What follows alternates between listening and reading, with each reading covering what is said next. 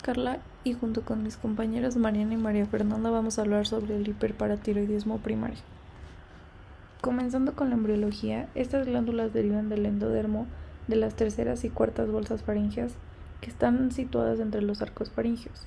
De la tercera van a formarse las paratiroideas inferiores junto con el timo y de la cuarta las superiores y la tiroides. Respecto a temporalidad, en la semana 4 las bolsas faringeas van a comenzar a formarse y a distinguirse. Después, dentro de las semanas 5 y 6, los primordios paratiroideos van a ser visibles como ciertos engrosamientos.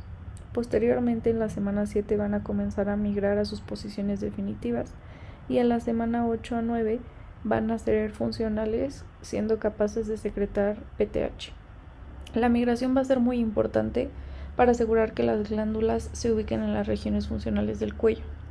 Las inferiores van a migrar junto con el timo hacia el mediastino y normalmente se detienen en el polo inferior de la glándula tiroides. Ya que su migración es muy extensa, estas son las glándulas más propensas a localizarse de forma ectópica. Por otro lado, las superiores van a migrar a una distancia más corta y se van a posicionar en el polo superior de la tiroides.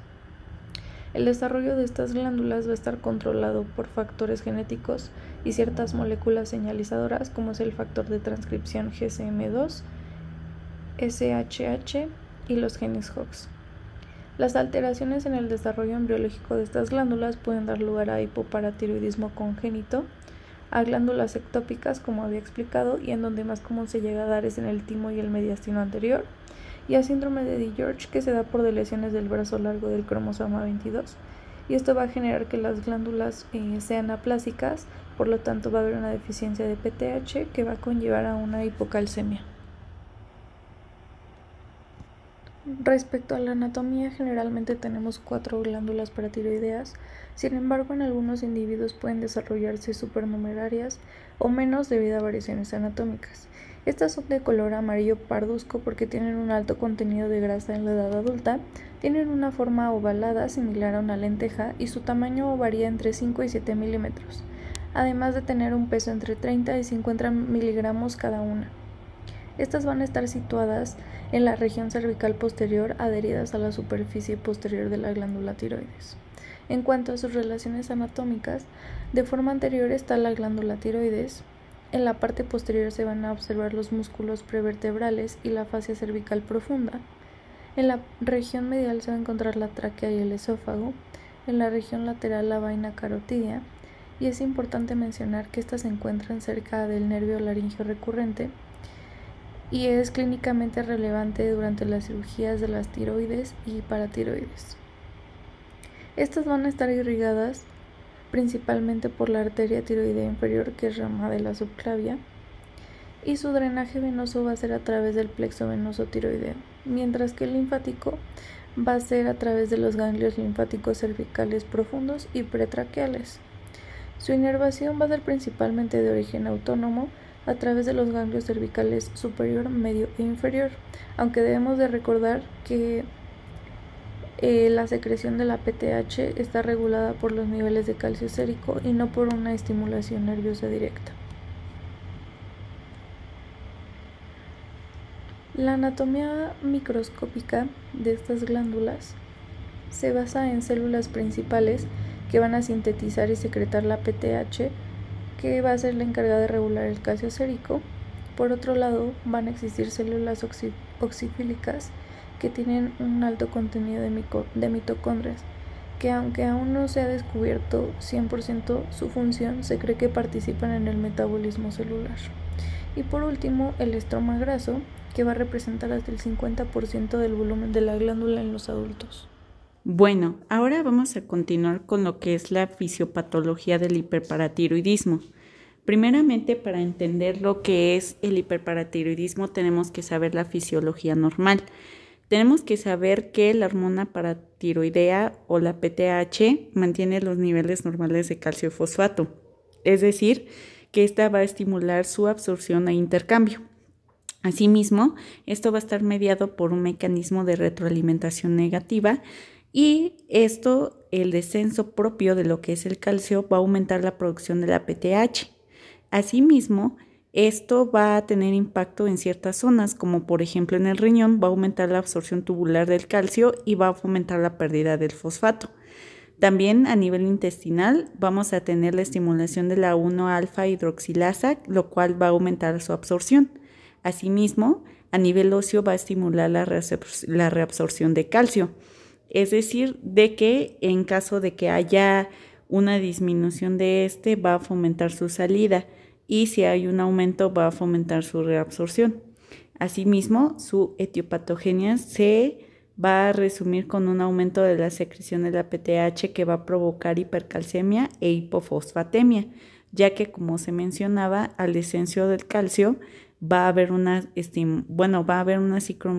secreción de lo que va a ser la PTH, y asimismo también va a haber una salida de fosfato. Propiamente sobre la fisiopatología, ya mencioné lo que va a ser la PTH, así que esto va a provocar una hipercalcemia a nivel sérico. Asimismo, también tenemos lo que van a ser sus causas, como por ejemplo lo más común va a ser el adenoma paratiroideo, el cual va a ser del 80 al 85% de los casos y va a ser una secreción inapropiada de esta hormona. También vamos a tener lo que van a ser los adenomas múltiples o hiperplasias, que estas van a ser del 10 al 15%. Y estas generalmente son hereditarias. Y también vamos a tener el carcinoma paratiroideo, que va a ser menos del 1% de la población y se asocia a masas cervicales mayores de 3 centímetros, y a un cuadro grave del hiperparatiroidismo. Asimismo, ya entendiendo lo que causa, como ya había mencionado, va a haber una situación de hipercalcemia. Así que los síntomas, o la clínica más bien, va a ser secundaria a este aumento. Como podemos observar, los síntomas van a ser propios de una hipercalcemia, así que aquí vamos a tener anorexia, fatigabilidad, dolor abdominal, también podemos tener estreñimiento, náuseas, vómito, polidipsia, también síndromes depresivos y aumento obviamente de la PTH, lo cual va a causar afección ósea o asimismo una osteoporosis o una osteopenia. Algunos otros datos también es de que esta hipercalcemia va a tener afección sistémica. Entonces vamos a tener lo que va a ser la nefrocalcinosis, la hipertensión arterial y también la hipertrofia ventricular. Asimismo, podemos tener manifestaciones neuropsiquiátricas, como aquí lo menciona, algunas de ellas pueden ser la depresión, la psicosis, disfunción cognitiva, la letargia, también obviamente la afección ósea, como ya había mencionado, y también podemos tener las crisis paratiroideas, donde aquí pueden haber afecciones neurológicas, incluso llegar a un estado de coma. También sobre la exploración física es muy importante explorar la zona del cuello, en donde se van a buscar nódulos paratiroideos y también detectar queratopatías por depósitos de fosfatos cálcicos en córnea, en la cual esto ya va más a una revisión oftálmica y se puede realizar por una lámpara de hendidura. Y también, bueno, aquí les dejé un pequeño algoritmo, el cual nos habla sobre el diagnóstico. Como podemos ver y podemos seguirlo, lo voy a aumentar para que pueda ser visible. En esta hipercalcemia confirmada va a ser indispensable la determinación de la PTH, donde de acuerdo a si está elevada o descendida, ya podemos sospechar en otras afecciones. Como aquí lo vemos, en la elevada puede medirse la calciuria, que va a ser la presencia de calcio en lo que es la orina. Aquí ya podemos ver si está elevada, normal o baja. Y también si la PTH está descendida, podemos sospechar en una hipovitaminosis D. También aquí es importante determinar la vitamina D, ya que esta va a tener un papel muy importante en lo que va a ser el transporte del calcio. Así que por eso va a ser muy importante medirla, y ya de acuerdo a eso ya podemos seguir este pequeño algoritmo. Bueno, ahora yo les hablaré del diagnóstico y tratamiento del hiperparatiroidismo primario. Para establecer el diagnóstico de certeza, se requieren de estudios de laboratorio que demuestren hipercalcemia, es decir, un valor de calcio en sangre superior a 10.4 miligramos sobre decilitro y un valor de hormona paratiroidea elevado, sea superior al límite de 65 picogramos sobre miligramo o dentro de límites normales pero elevados. En algunos pacientes se ha encontrado hipofosfatemia o hipomagnesemia debido a menor absorción renal de estos electrolitos. Asimismo, un aumento de calcio en orina de 24 horas, lo cual aumenta el riesgo de formar cálculos renales. También, algunos pacientes pueden presentar acidosis metabólica debido a que la hormona paratiroidea inhibe la reabsorción de bicarbonato en el túbulo proximal. Aumento de fosfatasa alcalina, la cual se libera con un mayor recambio óseo. También puede haber aumento de la forma activa de vitamina D. Y normalmente en estos pacientes el índice de calcio-creatinina es mayor a 0.02. Existen algunas pruebas de imagen que nos pueden ayudar a localizar la ubicación de las glándulas. Si bien cabe destacar que no forman parte del diagnóstico, nos pueden ayudar para establecer un plan terapéutico en caso de que el paciente requiera intervención quirúrgica. Se requiere concordancia al menos en 2 pruebas de imagen, siendo la ecografía y el gammagrama las de elección, con una sensibilidad de hasta el 90% en combinación. Se ha estimado que la sensibilidad para detección de adenomas solitarios por ultrasonido es de hasta el 80 o 90%, los cuales se observan hipoecogénicos e hipervasculares en ecografía Doppler. Aunque tenemos que recordar que en estos estudios la principal desventaja es que es monitor dependiente, entonces esto puede alterar la sensibilidad. Por otro lado, la gammagrafía nos permite ver imágenes por planos y SPECT en una fase precoz de 10 a 20 minutos y en una fase tardía de 2 a 3 horas, donde se detecta captación de las glándulas paratiroideas. La gammagrafía puede ser útil para detectar incluso algunas glándulas ectópicas a nivel del mediastino. Sin embargo, estos estudios pierden efectividad en trastornos glandulares múltiples. En aquellos casos donde no haya concordancia entre la gammagrafía y el ultrasonido, se puede optar por una tomografía computarizada cuatridimensional, la cual incluye cambios en la perfusión del medio de contraste a través del tiempo, siendo el tiempo la cuarta dimensión. Esta imagen nos va a dar información funcional al igual que estructural y tiene mayor utilidad en enfermedad poliglandular, en casos de recurrencia o en pacientes que han sido previamente operados. Por otro lado, la resonancia tiene mayor sensibilidad y permite mejorar las imágenes con gadolinio y con reconstrucción tridimensional, facilitando la localización de glándulas ectópicas, las cuales se pueden ver hiperintensas en T2. Ahora, ¿cuál es el protocolo a seguir cuando nos llega un paciente con diagnóstico confirmado de hiperparatiroidismo primario? Primero se tiene que evaluar si es candidato o no a paratiroidectomía. ¿Esto cómo lo hacemos? Revisando los criterios del National Institute of Health establecidos en su consenso del 2013. Estos criterios incluyen a todos los pacientes menores de 50 años o bien a los mayores de 50 años que cumplan alguna de las siguientes condiciones.